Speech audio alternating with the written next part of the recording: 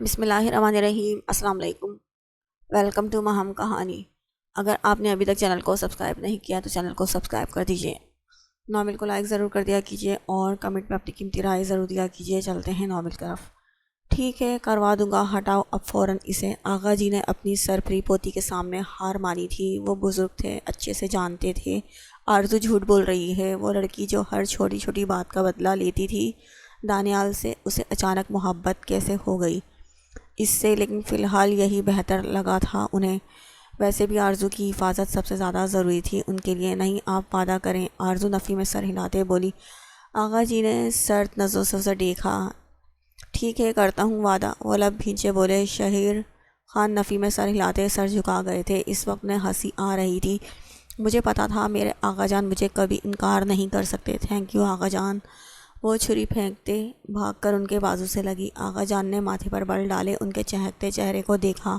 جاؤ، جا کر تیار ہو جاؤ، وہ اسے گھورتے بولے۔ آرزو باہر نکل گئی۔ کمرے سے باہر آتے اس نے گہرا سانس بھرا، ہنسی چہرے سے غائب ہو گئی۔ اب وہاں سنجیدگی تھی۔ اپنوں کی خوشی کے لیے کبھی کبھی انسان ہر حد پار کر جاتا ہے، کتنا ناٹک کرنا پڑتا ہے۔ وہ سرنامے ہلاتی، وہ سر جھٹکتی آگے کی جانب بڑھ گئی تھی۔ اسے بس تیار ہونا تھا، باقی کام آغا جان نے سنبھال لینا تھا۔ دانیال کا خیال کیوں آتے ہی اس کا حلق تک کڑوا ہوا تھا۔ تم نے آغا جی کو کیسے منا لیا آرزو؟ ماہا فکر مندی سے بولی۔ آرزو اپنا لہنگا دیکھ رہی تھی جو ریڈ اینڈ گولڈن کنٹراسٹ پر تھا۔ آرزو نے برا سا منہ بنایا۔ بول کیوں نہیں رہی آرزو؟ اور تم تو دانیال سے نکاح نہیں کرنا چاہتی تھی نا؟ میری وجہ سے تم نے یہ سب کر رہی ہو نا؟ ماہا افسردگی سے بولی۔ آرزو نے گہرا سانس بھرتے رخ اس کی جانب کیا۔ ہاں، تمہاری وجہ سے کر رہی ہوں۔ مجھے جھوٹ بولنے کی زیادہ عادت نہیں ہے۔ میں کسی کا دل رکھتی ہوں کیونکہ میرے پاس میرا اپنا ہے، لیکن کچھ لوگ خاص ہوتے ہیں، ہمیں ان کا دل رکھنے کے لیے اپنا دل مارنا پڑتا ہے، اور تم خاص ہو ماہا میرے لیے۔ ویسے بھی اس دانیال کے بچے کی تو خیر نہیں، اب بیوی بن کر جینا حرام کروں گی۔ آرزو بولتے بولتے آخر میں خطرناک مسکراہٹ کے ساتھ بولی تھی۔ ماہا بغیر کچھ کہے اس کے گلے لگ گئی۔ تم واقعی سب سنبھال لیتی ہو آرزو خان، وہ نم لہجے لیے بولی۔ آرزو کھل کر مسکرا دی تھی، لیکن یہ بات آرزو ہی جانتی تھی وہ کیسے سب برداشت کر رہی تھی۔ اپنے شوہر کے روپ میں تو اس نے ایک ایسے انسان کو سوچا تھا جو اس کا خیال رکھے، اس کے نخرے اٹھائے، اور یہاں مل کون رہا تھا جس کے خود کے نخرے ختم نہیں ہوتے تھے؟ رخصتی کے بعد بھی وہ یہاں ہی رہے گی۔ اتنے گلے کیوں لگ رہی ہو تم لوگ؟ نور بیگم کمرے میں داخل ہوتے بولی تھی۔ آغا جی نے گھر کے تمام افراد کو اچھے سے سمجھا دیا تھا کہ آرزو کا نکاح ہو رہا ہے دانیال سے، اور خاص انہوں نے بتایا تھا کہ آرزو خان دانیال کو پسند کرتی ہے، جسے سنتے سب ایک دوسرے کو دیکھنے لگے تھے۔ اور جلدی سے لہنگا پہن لو، پھر بیوٹیشن تیار کرے گی تمہیں۔ رخسار بیگم بھی کمرے میں داخل ہوتے بولی۔ آرزو نے اس بات میں سر ہلایا۔ اوف، فی الحال آرزو سے کسی نے کچھ نہیں پوچھا تھا، سب خوش تھے کہ آرزو اب کہیں نہیں جائے گی، اور رخسار بیگم تو بیٹی کے فیصلے پر صدقے واری جا رہی تھی۔ آرزو لہنگا اٹھائے واش روم گئی، اور پھر تقریباً 7 منٹ بعد وہ باہر نکل آئی تھی۔ اب کمرے میں اس کے علاوہ کوئی نہیں تھا۔ اس نے آئینے میں اپنا عکس دیکھا۔ وہ اس شخص کے لیے سجنے والی تھی جس کی نظر میں اس کا کردار مشکوک تھا۔ کیا وہ شخص اسے کبھی قبول کرے گا، یا وہ قبول کر پائے گی اسے؟ دروازے پر ہوتی دستک پر وہ چونکی۔ اس نے اندر آنے کو بولا۔ بیوٹیشن اب اندر آ گئی تھی جو تھوڑی دیر پہلے باہر گئی تھی۔ آرزو گہرا سانس بھرتے چیئر پر بیٹھ گئی، اور بیوٹیشن مہارت سے اپنا کام کرنے لگی تھی۔ آرزو خان نے خود کو اس حد تک مضبوط کیا تھا کہ دانیال سفیر خان کے تیکھے زہر خن لفظوں کی کاٹ اس کے دل کے ٹکڑے نہ کر سکے۔ تقریباً 2 گھنٹے میں وہ مکمل تیار تھی۔ اس نے بھاری پلکیں اٹھا کر آئینے میں دیکھا۔ وہ سانس روکے خود کے وجود کو دیکھ رہی تھی۔ وہ بہت حسین لگ رہی تھی، لیکن یہ حسن، یہ سجنا سنورنا آرزو خان کے لیے بے معنی تھا۔ ماہا کمرے میں انٹر ہوئی۔ آج عائشہ کا ولیمہ تھا، سو وہ بھی بالکل تیار باہر معراج کے ساتھ سٹیج پر بیٹھی تھی، اور اب آرزو کو باہر بلایا جا رہا تھا۔ ماہا نے آرزو کی قیامت خیز حسن کو دیکھا۔ اس کے لبوں سے بے اختیار ماشاءاللہ نکلا تھا۔ بیوٹیشن بھی آرزو کی تعریف کرتی اپنا سامان لیتی چلی گئی۔ پیمنٹ اس کی پہلے ہی ہو چکی تھی۔ باہر بلا رہے ہیں تمہیں، ماہا نے نظر چراتے کہا۔ آرزو کی اس حالت کی ذمہ دار وہ کسی نہ کسی طرح خود کو سمجھ رہی تھی۔ آرزو لبوں کو باہم جوڑے آگے کو بڑی، لہنگا کافی ہیوی تھا، ماہا نے اسے سہارا دیا تھا۔ وہ خود پنک اور بلیک کنٹراسٹ کی نیٹ کی فراک میں بہت حسین لگ رہی تھی، مگر آج دونوں دوستوں کے چہرے پر اداسی تھی۔ تم چاہو تو میں سب کو سچ بتا دیتی ہوں، سب کو، پھر تمہیں یہ شادی نہیں کرنی پڑے گی، ماہا لب کاٹتے بولی۔ آرزو نے کہا۔ آرزو نے چادر اٹھائی اور اپنے اوپر ڈال لی۔ اس نے گھونگھٹ نکال لیا تھا، اسکن کلر کی چادر سے گھونگھٹ نکالے اس نے نفی میں سر ہلایا۔ ماہا نے چونک کر اسے دیکھا۔ ماہا کو بہت برا لگ رہا تھا۔ آرزو خان ایسی نہیں تھی اور اب شاید وہ خود کو مضبوط کر رہی تھی یا شاید اپنے آنسو چھپانے کی کوشش کر رہی تھی۔ سب ٹھیک ہو جائے گا ماہا، میں سنبھال لوں گی، تم فکر نہ کرو، کسی کو کچھ بھی مت بتاؤ، جب وقت آئے گا تب بتا دینا، اب چلو۔ وہ ماہا کو کہتے آگے کو بڑھی۔ جب رخسار بیگم کمرے میں داخل ہوئی تھی، آرزو کو شال سے خود کو کور کیے اور گھونگھٹ نکالے دیکھ وہ چونکی، پھر سر جھٹکا۔ ماہا تم جاؤ باہر بیٹا، میں آرزو کو لے آتی ہوں۔ رخسار بیگم آرزو کے ساتھ چلنے لگی تھی، شال کے پار اسے منظر دھندلے سے نظر آ رہے تھے، انہیں واضح نہیں دیکھ سکتی تھی۔ رخسار بیگم اسے باہر لے آئی تھی، سب لوگ خاموشی سے لب سیے اس کے وجود کو دیکھ رہے تھے۔ دانیال سفیر خان اسٹیج پر مٹھیاں باہم جوڑے، آف وائٹ کرتے میں کندھے پر کالی مردانہ شال رکھے، کلائی پر مہنگی گھڑی باندھے، پاؤں میں پشاوری چپل پہنے، بالوں کو جیل سے سیٹ کیے، لب بھینچے بیٹھا تھا۔ رخسار بیگم آرزو کو اسٹیج تک لائی تھی۔ انہوں نے چند پل دانیال کا انتظار کیا تھا کہ وہ اٹھے اور دلہن کو سہارا دے، لیکن وہ سخت تاثرات لیے بیٹھا رہا تھا۔ معراج نے افسوس سے اسے دیکھا۔ رخسار بیگم نے مسکراہٹ لبوں پر سجاتے خود ہی آرزو کو اوپر اسٹیج پر بٹھا دیا۔ قاضی صاحب نکاح شروع کریں؟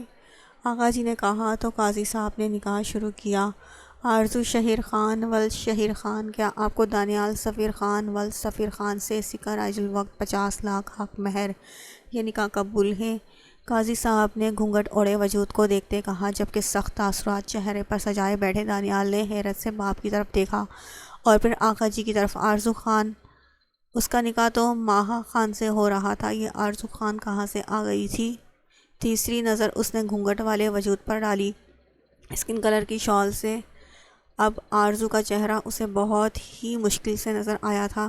اس نے غصے سے مٹھیاں بھینچی تھیں، گردن کی نسیں تیز سانس لینے کی وجہ سے پھولنے لگی تھی۔ کیا آپ کو یہ نکاح قبول ہے؟ قبول ہے، قاضی صاحب پھر سے بولے۔ گھر کے تمام افراد لب بھینچے کھڑے تھے، جیسے یہ کوئی بہت ہی مشکل مرحلہ ہو، اور ایسا ہی تھا۔ دو ناپسندیدہ شخصیت آپس میں ایک بندھن میں بننے والے تھے۔ دانیال صوفے سے اٹھنے لگا تھا جب سفیر خان نے پیچھے سے آتے اس کے کندھے پر دباؤ دیا اور اسے آنکھوں کے اشارے سے خاموش رہنے کا کہا تھا۔ وہ ضبط سے سرخ ہوتے چہرے سے جبڑے بھیج گیا۔ قبول ہے، قبول ہے، قبول ہے۔ آرزو نے 3 مرتبہ جملے ادا کرتے اپنے تمام جملہ حقوق اس شخص کے نام کر دیے جس کی پابندیاں اسے اپنے وجود پر گوارا نہیں تھی۔ 2 آنسو ٹوٹ کر اس کے دامن میں گرے۔ قاضی صاحب نے اب وہی جملے دانیال کی جانب رخ کرتے دہرائے تھے۔ سب کے چہرے فکر مندی سے تن سے گئے تھے، ہر کوئی اسی سوچ میں تھا کہ وہ سرفراز شخص نہ جانے کیا کرے گا، لیکن آقا جی جانتے تھے دانیال سفیر خان ان کی عزت پر کبھی آنچ نہیں آنے دے گا۔ اس کی حیرت بتا رہی تھی، وہ پہلا ایسا دولہا تھا جسے یہی پتہ نہیں تھا کہ اس کی دلہن کون تھی، جسے پتہ نہیں تھا کہ اس کی شادی کس سے ہو رہی تھی۔ قبول ہے، قبول ہے، قبول ہے، تینوں بار بولتے اس کے لہجے کا سرد پن بڑھتا چلا گیا۔ آرزو کا دل کپ کپا اٹھا تھا، سب نے اس کے بولتے ہی سکھ کا سانس لیا تھا، تو یہ سب اسے علم میں لائے بغیر کیا گیا تھا۔ اس نے ایک سخت نظر اسے گھورا۔ ان دونوں سے سائن لیے گئے، ہر کوئی ایک دوسرے کو مبارکباد دینے لگا تھا۔ سفیر صاحب اور شہیر صاحب دونوں بھائی ایک دوسرے کے گلے لگے تھے۔ رخسار بیگم نے مسکرا کر بیٹی کو دیکھا اور ان کی آنکھیں نم ہو گئی تھیں۔ گھونگھٹ اٹھا لو، معراج نے لب دباتے کہا تو دانیال نے سخت نسوں سے اسے گھورا تھا۔ اس نے دانت پیستے ضبط کے بندھے گھونگھٹ اٹھا دیا۔ آرزو نے پلکوں کی جھالر اٹھا کر نم آنکھوں سے اسے دیکھا تھا۔ وہ چند پل جیسے طلسم زدہ لمحوں میں قید ہوتا اس کی آنکھوں میں لگے کاجل میں کھو گیا تھا۔ وہ آنکھیں دانیال سفیر خان کے دل کو جیسے مٹھی میں قید کرنے لگی تھی۔ دانیال نے لب بھینچ لیے، تبھی نہ جانے کسی نے پیچھے سے سانگ پلے کیا تھا۔ ایسا لگتا ہے کیوں تیری آنکھیں جیسے آنکھوں میں میری رہ گئی، کبھی پہلے میں نے نہ سنی جو ایسی باتیں کہہ گئیں۔ تو ہی تو ہے جو ہر طرف میرے، تو تجھ سے پرے میں جاؤں کہاں۔ میرے دل مبارک ہو یہی تو پیار ہے۔ دانیال واپس صوفے پر ٹک گیا تھا۔ آرزو سر جھکائے بیٹھی تھی۔ ہر کوئی اس کے حسین چہرے کو دیکھ ماشاءاللہ کہتا۔ عائشہ نے معراج کو گھورا کیونکہ سانگ کا پلان اسی کا تھا۔ دانیال کا ضبط جواب دینے لگا۔ وہ مٹھیاں بھینچے اسٹیج سے اترا اور پھر وہاں سے جبڑے بھینچے حد سے زیادہ غصے میں نکل گیا۔ آرزو نے اس کی پشت کو دیکھا تھا۔ رات کے تقریباً 11 بجے آرزو کو ماہا اس کے کمرے میں چھوڑ گئی تھی۔ ایک بوجھ سا تھا جو اس کے وجود سے ہٹ گیا تھا۔ وہ واقعی دل سے آرزو خان کی شکر گزار تھی۔ مہمان جا چکے تھے اور باقی سب اپنے کمروں میں تھے سوائے دانیال کے جو گھر کے باہر نہ جانے کہاں تھا۔ ماہا اپنے کمرے میں آئی تھی، دوپٹہ اتار کر صوفے پر ڈال دیا۔ بیڈ پر آتی لیٹنے ہی لگی تھی۔ بیڈ کے قریب خالی جگ دیکھ اس کا منہ بن گیا تھا۔ شادی کی تیاریوں میں شاید فیروزہ نے دھیان نہیں دیا، پانی رکھنا بھول گئی تھی۔ جگ اٹھاتے وہ مردہ قدموں سے باہر کی جانب بڑھی تھی۔ کچن میں جاتے ہاتھ مار کر لائٹ آن کی اور سلپ سے بوتل اٹھا کر جگ میں ڈالی۔ جب اچانک لائٹ آف ہوئی تھی، ماہا نے سانس روک لی۔ اس کے نتنوں سے مردانہ کلون کی خوشبو ٹکرائی تھی۔ ماہا نے قدم پیچھے کی جانب لیے۔ وہ اس کی خوشبو پہچان سکتی تھی۔ الیگزینڈر، وہ لڑکھڑاتے لہجے میں مدھم آواز سے بولی تھی، ایسے مت پکارا کرو مجھے بٹر فلائی۔ وہ اس کے پیٹ پر ہاتھ رکھ کر اسے خود سے لگاتے بولا۔ ماہا کا سانس اٹکا تھا۔ الیگزینڈر نے جگ اس کے ہاتھوں سے پرے ہٹایا۔ ہاں ہٹو، ماہا سکے پڑتے لبوں پر زبان پھیرتے بولی۔ جب الیگزینڈر نے اسے مزید خود کے قریب کر لیا، اس کا رخ اپنی جانب کرتے الیگزینڈر نے اسے بازوؤں میں بھرا تھا۔ ماہا کی آنکھیں حیرت اور خوف سے پھیل گئیں۔ اگر کسی نے بھی اسے دیکھ لیا تو کیا ہوگا، ماہا سوچ کر ہی گھبرا گئی تھی۔ جبکہ وہ چل رہا تھا، اس کے قدم ماہا کے کمرے کی طرف تھے۔ نیچے اتارو، مجھے پاگل ہو گئے ہو تم، کوئی جاگ گیا تو نیچے اتارو الیگزینڈر۔ ماہا اس کے بازوؤں میں مچلی تھی۔ الیگزینڈر خاموشی سے اس کے کمرے میں انٹر ہوا۔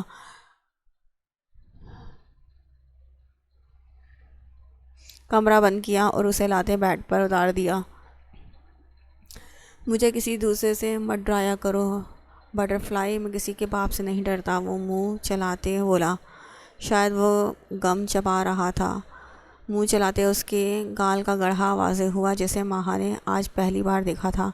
ماہا کو تو اس کا نام بھی اس دن پتہ چلا تھا جب اس نے خود کو گینگسٹر بولا تھا، ورنہ نکاح پر اسے ہوش ہی کہاں تھا،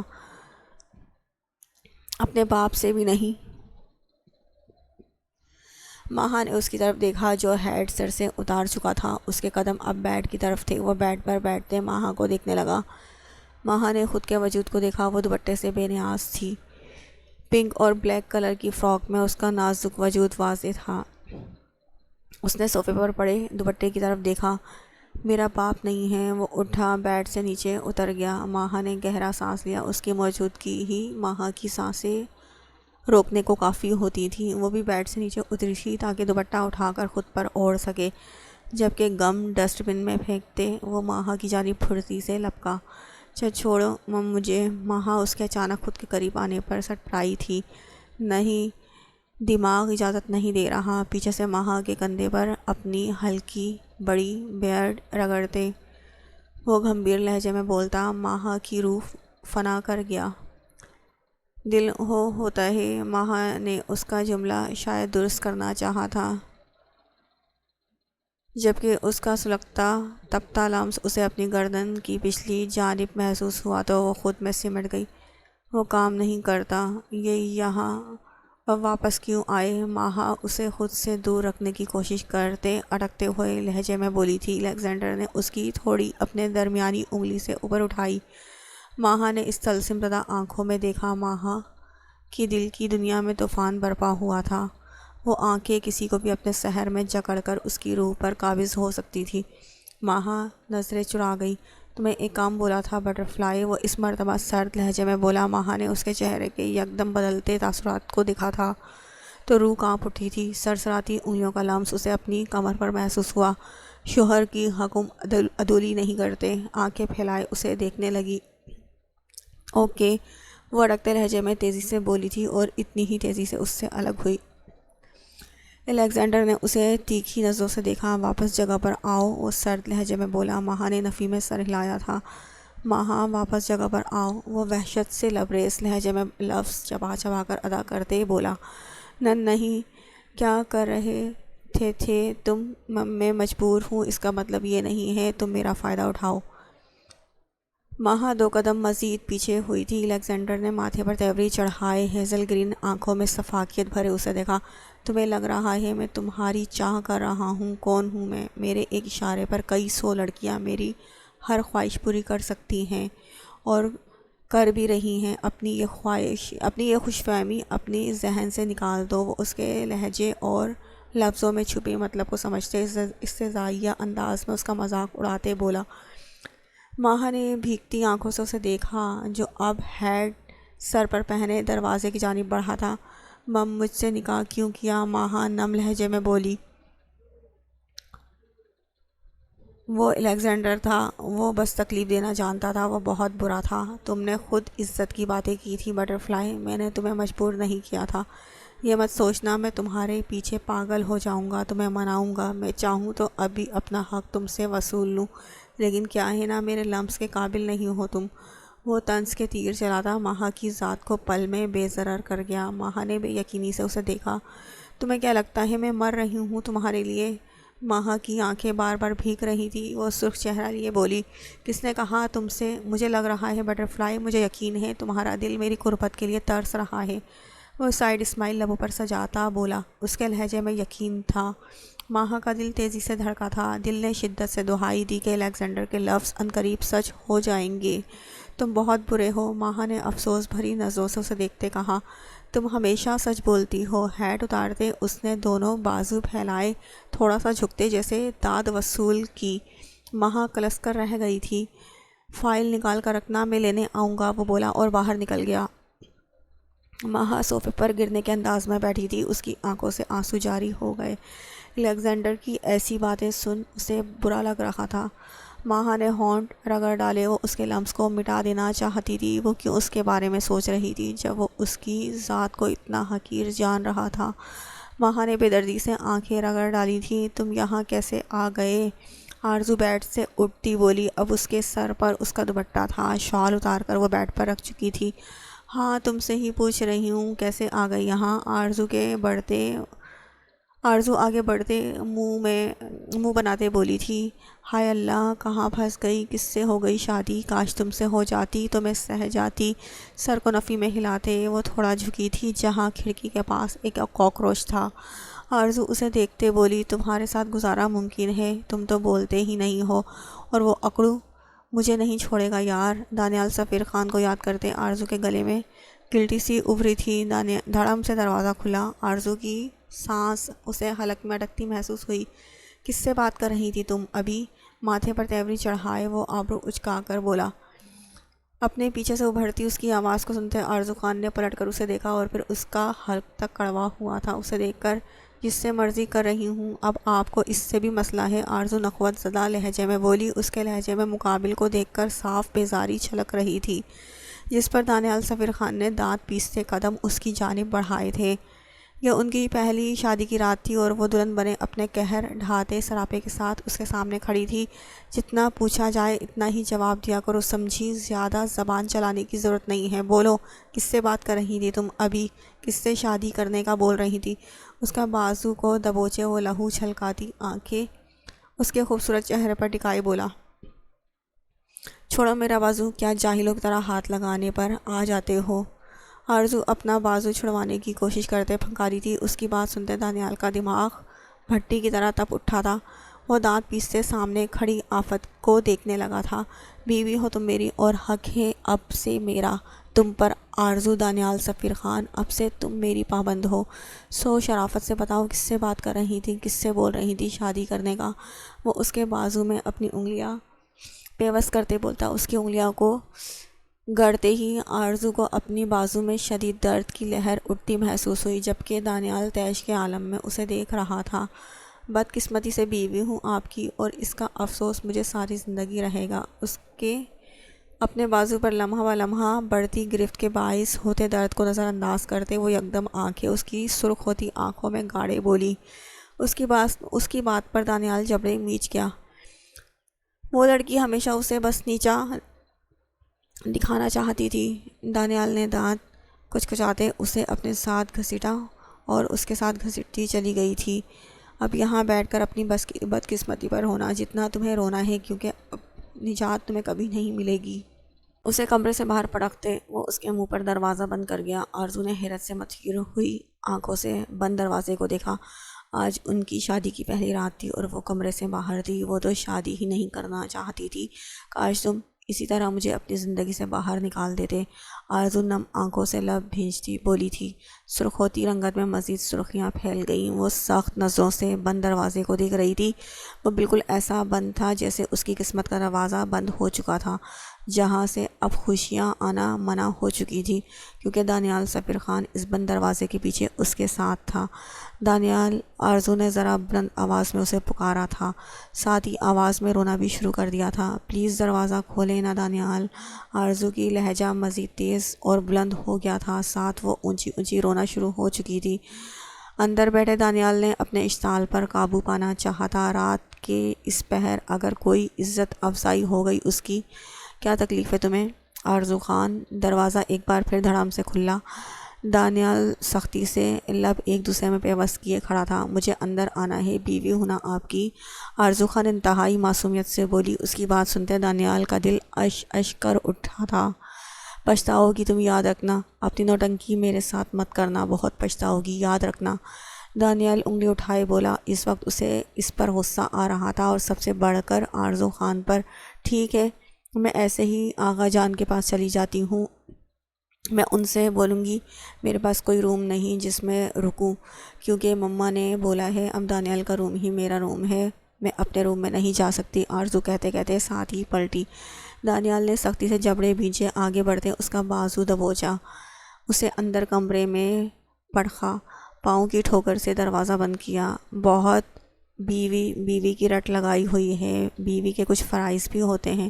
دانیال سفیر خان کا لہجہ یکدم بدل گیا تھا۔ آرزو نے پھیلی آنکھوں سے اس کا ہاتھ اپنے کرتے کے بٹنوں کی جانب بڑھتے دیکھا تھا۔ آرزو حیرت سے اسے دیکھ رہی تھی۔ کیا مطلب ہے تمہارا؟ آرزو کا لہجہ لڑکھڑا گیا۔ دانیال اب کرتے کے بٹن کھولے 2 قدم کے فاصلے پر اس کے سامنے کھڑا تھا۔ بیوی ہونا تم میری، میرا روم تمہارا ہے، تو تم میری ہوئی نا، اس حساب سے۔ وہ دانت پیس کر ایک ایک لفظ ادا کر رہا تھا۔ اس کی آنکھوں سے چنگاریاں سی نکلتی آرزو خان کا وجود جھلسا رہی تھی۔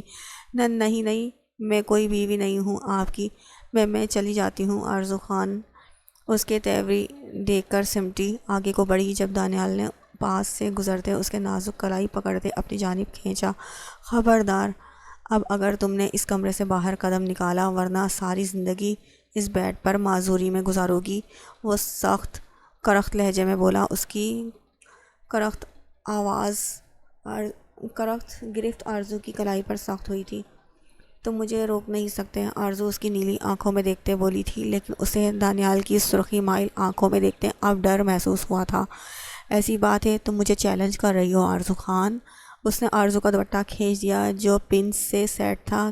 کھینچے جانے کی وجہ سے وہ بڑی مشکل سے آرزو کے سر سے دور ہوا، اور آرزو کے بالوں میں تکلیف ہوئی تھی۔ اسے اپنے سر میں درد کی شدید لہر اٹھتی محسوس ہوئی اور آنکھوں میں فوراً پانی آ گیا۔ تم بدتمیز، جاہل، منحوس مارے، چپ، بالکل چپ، خبردار اگر تم نے ایسے الفاظ منہ سے نکالے، ابھی میں تمہارا منہ توڑ دوں گا۔ ایک آنسو آرزو کی آنکھ سے اس کے گال پر پھسل گیا، جس پر دانیال طنزیہ مسکرایا تھا۔ آرزو کو وہ اس وقت زہر معلوم ہو رہا تھا۔ میں تمہارا باپ نہیں ہوں، تمہارا بھائی بھی نہیں ہوں، تمہارا شوہر ہوں، اور تم پر تم سے زیادہ میرا حق ہے۔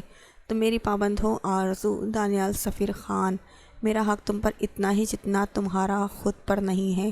اب سے میں کہوں گا رک جاؤ تو تمہیں رکنا پڑے گا، میں کہوں گا چلو تب تم چلو گی۔ آنکھوں میں چمک اور لبوں پر سائیڈ اسمائل رکھتے دانیال سفیر خان نے آرزو کا دوپٹہ زمین پر پھینک دیا۔ بے بسی کے احساس سے آرزو کی آنکھ سے 2 آنسو بہے۔ اسے لگا ماہا کو بچانے کے چکر میں اس نے خود کا بہت بڑا نقصان کر لیا تھا۔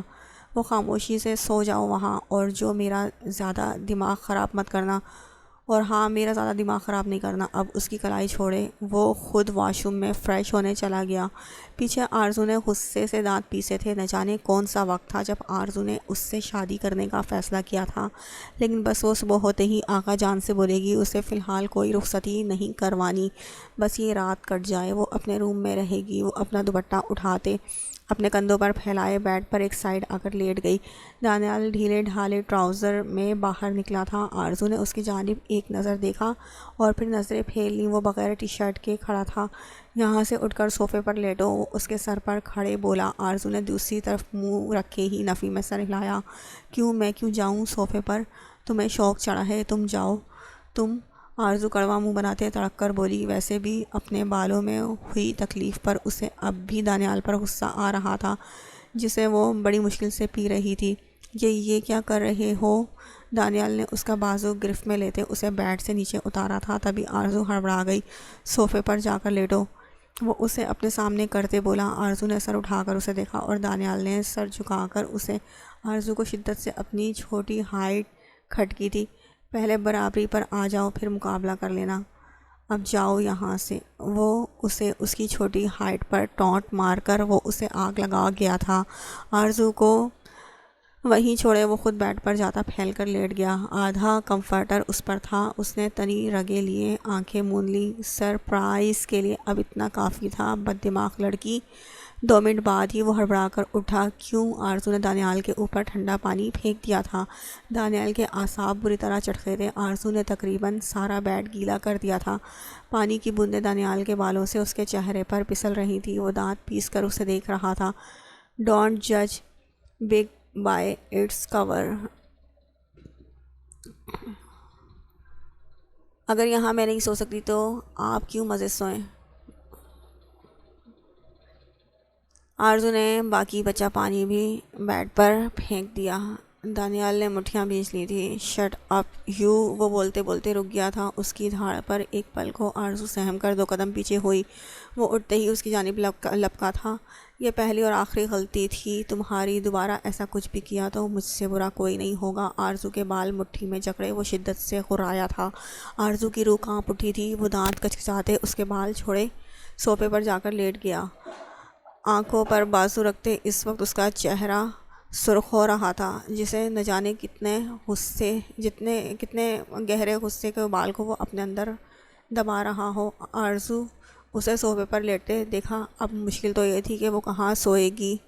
وہ بہت تھک گئی تھی۔ ماہا کی فکر، اس لڑکے کی ٹینشن، اور سب سے بڑھ کر یہ ناپسندیدہ شادی۔ اسے اب نیند آ رہی تھی، لیکن دانیال کو دیکھے وہ برا سا منہ بنائے کھڑی تھی۔ اگر وہ سکون سے نہیں سو سکتی تو یہ کیوں سوئے؟ وہ دماغ میں مختلف تانے بانے بن رہی تھی۔ وہ اپنی ہی سوچوں میں گم تھی جب دانیال نے اس کا ہاتھ پکڑتے اسے خود پر گرا لیا۔ آرزو کٹی ڈال کی طرح اس کے اوپر گری تھی۔ اگر تم نے کچھ بھی کہا تو میں تمہیں یہیں گلا دبا کر مار دوں گا، سخت لہجے میں بولا کہ آرزو جو ابھی بولنے والی تھی الفاظ منہ میں ہی رہ گئے تھے۔ سو جاؤ، دماغ مت خراب کرو میرا۔ وہ بازو واپس آنکھوں پر رکھ گیا۔ آرزو نے اس کی گردن دیکھی جہاں غصے کے باعث اس کی نسیں ابری ہوئی تھی۔ آرزو حلق تر کر گئی۔ وہ بغیر ٹی شرٹ کے تھا۔ آرزو خان نے سختی سے آنکھیں میچ لی تھی۔ صبح اس کی آنکھ کھلی، مندی آنکھیں کھولتے اس نے منہ بگاڑا تھا۔ اسے لگا جیسے وہ ابھی 5 منٹ پہلے سوئی ہو اور اب صبح بھی ہو گئی ہو۔ مکمل جاگتے اس نے خود کو اور پھر دانیال کو دیکھا جو غصے سے اسے ہی گھور رہا تھا۔ آرزو نے پھر سے خود کو دیکھا۔ خفت سے اس کا چہرہ سرخ پڑ گیا تھا، جبکہ بڑی سرایت سے دانیال نے اسے نیچے گرایا اور آرزو دھڑم سے اس کے وجود سے نیچے زمین پر گری تھی۔ آرزو چیخی۔ اسے شدید غصہ آ رہا تھا دانیال پر کیا تم نے آرام سے اٹھنے کا نہیں بول سکتے تھے؟ یہ کیا کیا تم نے؟ آرام سے اٹھنے کا نہیں بول سکتے تھے؟ Big by its core. وہ استہزائیہ انداز میں اسے دیکھے اس کے رات والے جملے کا مذاق اڑاتا اٹھ گیا۔ آرزو نے منہ بگاڑتے رخ پھیر لیا۔ وہ خود واش روم میں بند ہو گیا، جبکہ آرزو خود کو سنبھالتی اس کے باہر آنے سے پہلے اپنے کمرے کی طرف گئی، کیونکہ کل سب کچھ جلدی میں ہوا تھا، اس لیے اس کا سامان اس کے اپنے روم میں ہی تھا۔ جاہل نہیں ہے یہ، بے شرم ہے ساتھ۔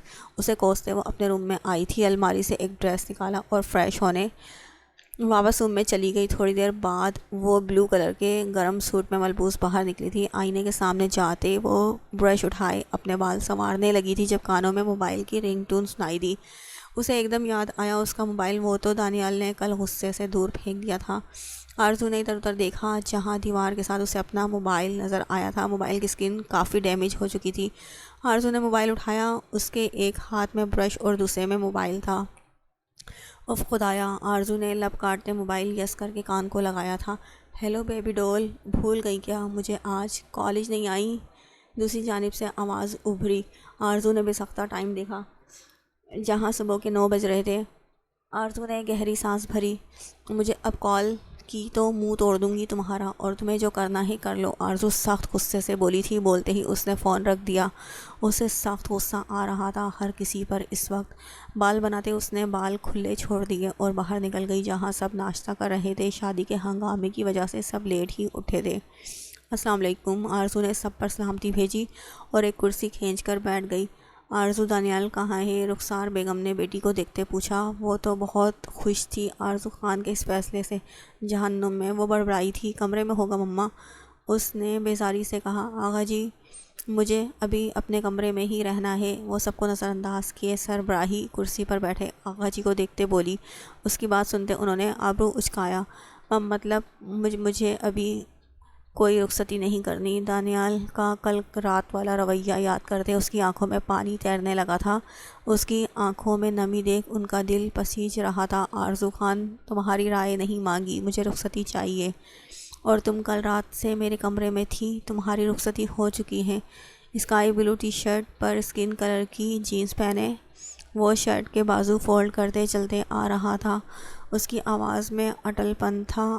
آرزو نے آغا جان کی طرف دیکھا۔ دانیال کرسی سنبھالتے وہاں بیٹھ گیا۔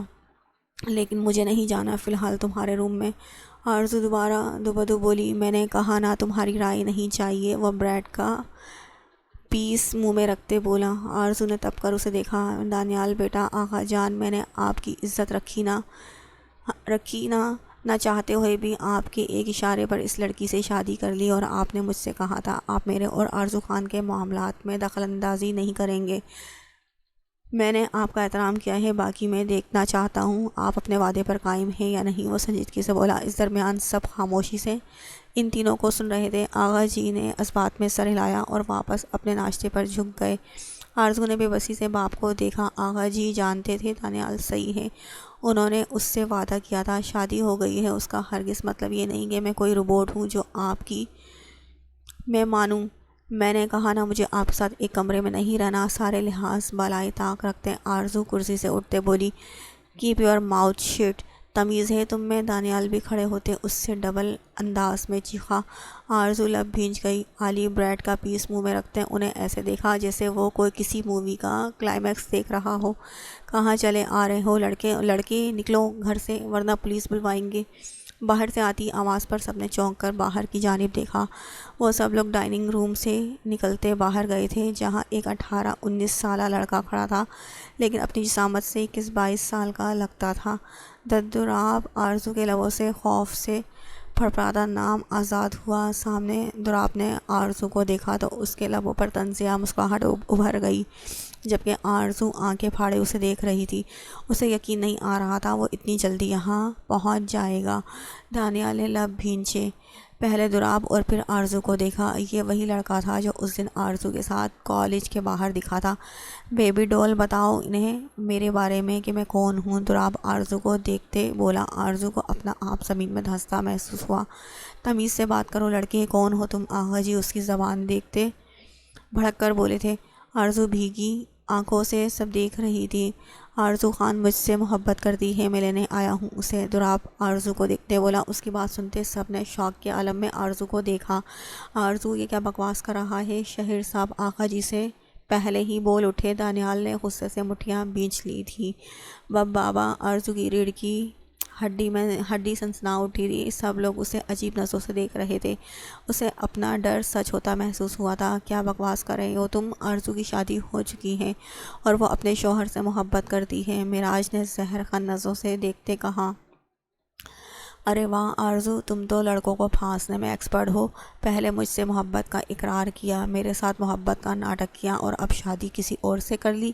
کریکٹر لیس۔